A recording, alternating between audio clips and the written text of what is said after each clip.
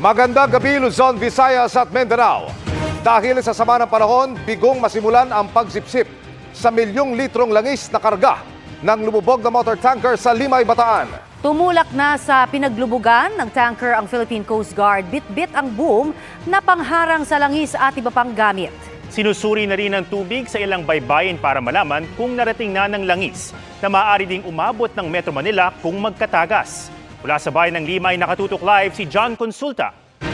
John? Emil, Connie, Atom, puspusan na nga sinasagawa paghahanda ng Philippine Coast Guard para maagapan itong posibleng oil spill mula nga sa lumubog na oil tanker na MT Terra Nova dito nga sa dagat na sakop ng Limay, Bataan.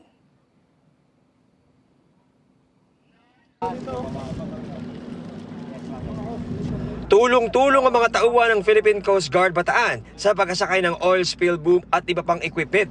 Ang boom ay pangharang sa pagkalat ng langis na pinangangambahan sa dagat ng Limay, Bataan kasunod ng paglubog doon kahapon ng motor tanker o MT Terra Nova. Ito nga yung private salvage company na tutulak ngayon sa bahagi ng karagatan ng Limay, Bataan kung saan lumubog itong MV Terra Nova. Ayon sa Philippine Coast Guard, itong grupong ito ang siyang gagamitin para sipsipin ang 1.4 million na litrong industrial oil na nakarga nitong MV Terra Nova. At sa oras na masipsip ito ay kakarga naman, ilalagay dito sa mga plastic containers na ito para talaga namang maalis sa peligro itong karagatan ng Bataan. Ayon sa PCG, sa ngayon ay oil sheen o oil slick pa lang ang nasa pinaglubugan ng barko.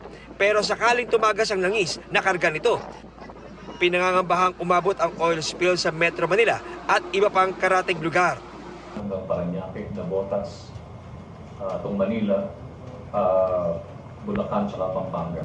So we are coordinating with the local government units of these areas, plus dinispatch natin yung mga personnel natin para monitor.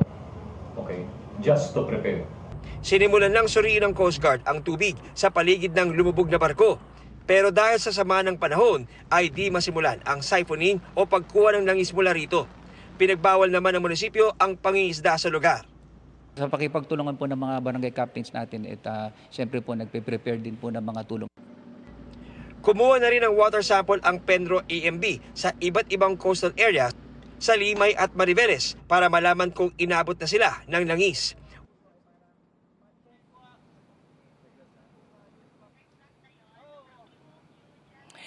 Atom, sa aming panayam kay Attorney Leonel Mohal Infante ng Portavaga Ship Management Corporated, ang may-ari ng lumubog na barko, ay nakatutok na raw ang kanilang crisis management team para ma-achieve ang kanilang tinatarget na zero oil spill. Pero sakali daw na mangyari ang worst case scenario, ay naka-standby na raw ang kanilang mga equipment at meron na raw sila kinontak ng mga foreign company para maagapan ang epekto ng pinangangambahang pagtagas ng langis mula sa lumubog na barko.